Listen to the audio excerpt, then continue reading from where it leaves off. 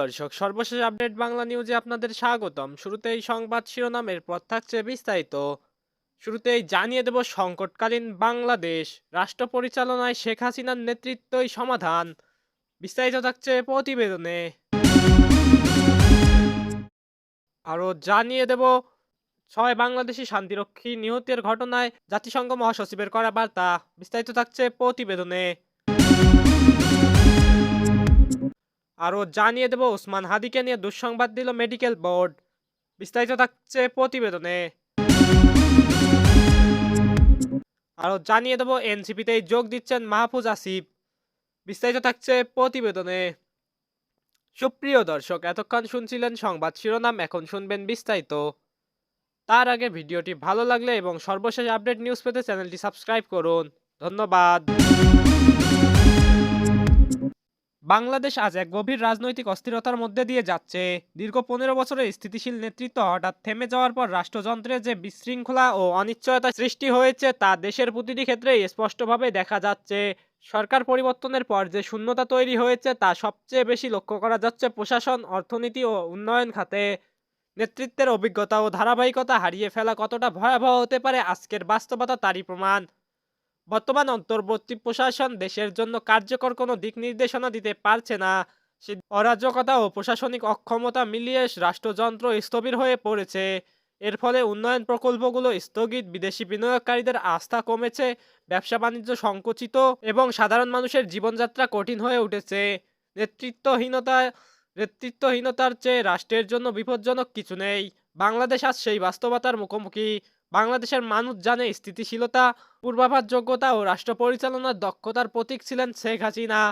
দীর্ঘ সময় ধরে দেশের উন্নয়ন, অবকাঠামো, বিপ্লব এবং আন্তর্জাতিক অঙ্গনে মর্যাদা প্রতিষ্ঠা এসব কোনো আকস্মিক সাফল্য নয়। এটি ছিল সুচিন্তিত নেতৃত্বের ফল। সেই নেতৃত্বের অনুপস্থিতিতে দেশ যে ভয়াবহ অনিশ্চয়তার মধ্যে পড়েছে তা ব্যবসায়ী, কৃষক, শ্রমিক থেকে শুরু করে সাধারণ নাগরিক সবাই অনুভব করেছে। উন্নয়নের যে ট্রেন একসময় দ্রুত গতিতে এগোচ্ছিল, নেতৃত্বের বদলের পর তা হঠাৎ লাইনচ্যুত হয়। পদ্মা সেতু, metro rail, Karnaphuli tunnel, 4 lane মহাসড়ক, যেসব প্রকল্প দেশের অর্থনীতিকে নতুন উচ্চতায় নিয়ে যাচ্ছিল, এখন সেগুলো অগ্রগতিহীন। বড় বড় প্রকল্প অর্থায়ন অনিশ্চিত, আন্তর্জাতিক সংস্থার আস্থা দুর্বল, রাষ্ট্র পরিচালনায় অস্থিরতা তৈরি হলে উন্নয়ন কত সহজে ভেঙে পড়ে বাংলাদেশ আজ সে কঠোর বাস্তবতার মুখোমুখি। বর্তমান রাজনৈতিক প্রেক্ষাপট স্পষ্ট করে দিচ্ছে, অদক্ষ নেতৃত্ব রাষ্ট্রকে সংকটে ঠেলে দিতে পারে। আইন শৃঙ্খলা সংকট বৃদ্ধি পেয়েছে, বাজার নিয়ন্ত্রণহীন এবং প্রশাসন নিজেই সিদ্ধান্ত গ্রহণে অনিশ্চিত। একটি সরকারের সবচেয়ে বড় শক্তি হলো জনসমর্থন ও বৈধতা। এই দুটি বৈশিষ্ট্য ছাড়া রাষ্ট্র কার্যকরভাবে পরিচালিত হতে পারে না। এদিকে সুদানের আবেইতে জাতিসংঘ মিশনের ঘাঁটিতে সন্ত্রাসীদের অতর্কিত ড্রোন হামলায় বাংলাদেশ সেনাবাহিনীর 6 শান্তিরক্ষী নিহতের ঘটনাকে ভয়াবহ আখ্যা দিয়ে তীব্র নিন্দা জানিয়েছে জাতিসংঘের মহাসচিব অ্যান্থনিও গুতেরেস। শনিবার সুদানের আবেই এলাকায় অবস্থিত জাতিসংঘের শান্তিরক্ষা মিশনের একটি ঘাঁটিতে সন্ত্রাসীদের অতর্কিত আক্রমণে বাংলাদেশ সেনাবাহিনীর মোট 14 জন শান্তিরক্ষী হতাহত হন। এর মধ্যে 6 জন শান্তিরক্ষী নিহত ও 8 জন শান্তিরক্ষী আহত হন। শান্তিরক্ষীদের উপর হামলার ঘটনার নিন্দা জানিয়ে এক বিবৃতিতে গুতেরেস বলেন, সুদানের কাদুগলিতে জাতিসংঘ শান্তিরক্ষী বাহিনীর লজিস্টিক ঘাঁটিতে লক্ষ্য করে চালানো এক ভয়াবহ ড্রোন হামলায় আমি তীব্র নিন্দা জানাচ্ছি। তিনি আরও বলেন, জাতিসংঘ শান্তিরক্ষীদের লক্ষ্য করে হামলা চালানো আন্তর্জাতিক আইনের আওতায় যুদ্ধ অপরাধ হিসেবে গণ্য হতে পারে। দক্ষিণ কর্দোফানে শান্তিরক্ষীদের উপর আজকের মতো হামলা কোনোভাবেই গ্রহণযোগ্য নয়। এর জন্য জবাবদিহি নিশ্চিত করতে হবে। সুদানের সেনাবাহিনী এক বিবৃতিতে বলেছেন, এই হামলায় বিদ্রোহী মিলিশিয়া এবং তাদের পৃষ্ঠপোষকতার ধ্বংসাত্মক মনোভাব স্পষ্টভাবে তুলে ধরে। সোশ্যাল মিডিয়ায় একটি ভিডিও পোস্ট করে সুদানি সেনাবাহিনী, সেখানে জাতিসংঘের স্থাপনাটিতে ঘন কালো ধোঁয়ার কুণ্ডলী উঠতে দেখা যায়। সুদানের আবেইতে জাতিসংঘ মিশনের ঘাঁটিতে সন্ত্রাসীদের অতর্কিত ড্রোন হামলায় বাংলাদেশ সেনাবাহিনীর 6 শান্তিরক্ষী নিহতের ঘটনায় গভীর শোক ও উদ্বেগ প্রকাশ করেছেন প্রধান উপদেষ্টা প্রফেসর মোহাম্মদ ইউনূস।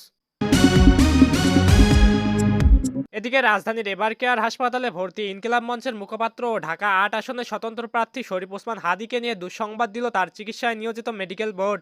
তারা জানাচ্ছেন, হাদির মস্তিষ্কের ফোলা আগের চেয়ে বেড়েছে। রবিবার এক বিবৃতিতে এই তথ্য জানায় হাদির চিকিৎসায় নিয়োজিত মেডিকেল বোর্ড। রোগীর বর্তমান অবস্থা সম্পর্কে তাদের দেয়া সেই বিবৃতিতে তুলে ধরা হয়, গত 12 ডিসেম্বর ঢাকা মেডিকেল কলেজ হাসপাতালে শরীফ ওসমান হাদির প্রয়োজনীয় সার্জিক্যাল অপারেশন সফলভাবে সম্পন্ন হয়। অপারেশন পরবর্তী উন্নত চিকিৎসা ও নিবিড় পর্যবেক্ষণের জন্য তাকে এভার কেয়ার হাসপাতাল ঢাকার ক্রিটিক্যাল কেয়ার ইউনিটে স্থানান্তর করা হয়। 14 ডিসেম্বর রবিবার চিকিৎসার দ্বিতীয় দিনে মেডিকেল বোর্ড পুনরায় তার শারীরিক অবস্থা মূল্যায়ন করেছে। রবিবার সকালে পুনরায় সিটি স্ক্যানে দেখা গেছে হাদির মস্তিষ্কের ফোলা পূর্বের তুলনায় আরও বৃদ্ধি পেয়েছে, যা একটি অত্যন্ত উদ্বেগজনক ক্লিনিক্যাল পরিস্থিতি নির্দেশ করে। রোগীর ফুসফুসের কার্যকারিতা ও মেকানিক্যাল ভেন্টিলেটর অবস্থা বর্তমানে স্থিতিশীল রয়েছে। এই ক্ষেত্রে উল্লেখযোগ্য উন্নতি বা অবনতি পরিলক্ষিত হয়নি। রক্ত জমাট বাঁধা ও রক্তক্ষরণের ভারসাম্যহীনতা বর্তমানে অনেকাংশে নিয়ন্ত্রণে রয়েছে। রোগীর পরিবার অথবা পরিবারের মাধ্যমে সরকার যদি রোগীকে দেশের বাইরে উন্নত চিকিৎসার জন্য স্থানান্তরের সিদ্ধান্ত গ্রহণ করেন, সেক্ষেত্রে হাসপাতাল কর্তৃপক্ষ ও মেডিকেল বোর্ড সর্বাত্মক সহযোগিতা প্রদানে সদা প্রস্তুত রয়েছে।